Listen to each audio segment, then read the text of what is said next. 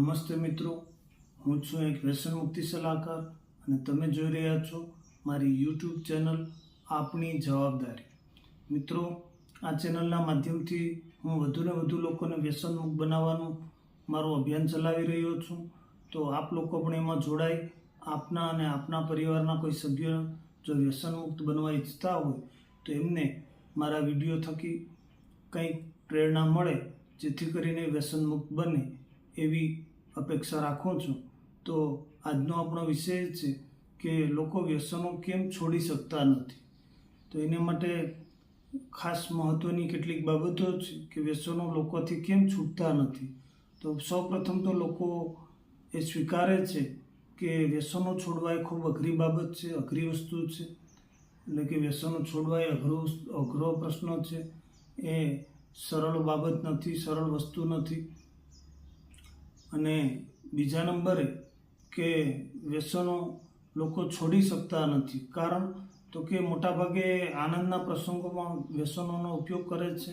તો એવા આનંદના પ્રસંગો એ જતા કરવા માગતા નથી. આનંદના પ્રસંગો વખતે વ્યસનોનો ઉપયોગ કરી પાન, મસાલા, તમાકુ, સિગારેટ કે ગુટખાનો ઉપયોગ કરી આનંદના પ્રસંગને બેવડો કરતા હોય છે.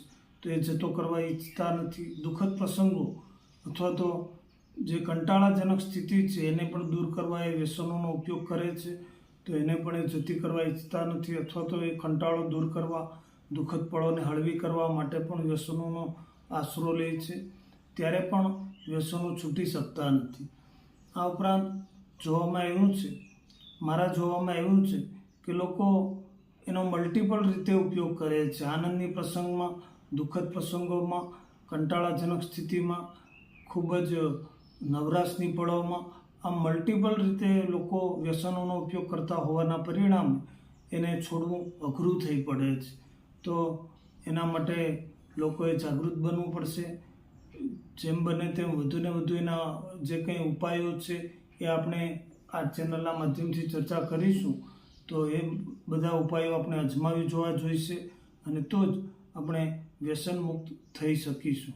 તો વ્યસન મુક્તિની બાબતમાં આવા બધા ઘણા કારણો છે જેનાથી લોકો વ્યસનો છોડી શકતા નથી, વ્યસનોથી છુટકારો મેળવી શકતા.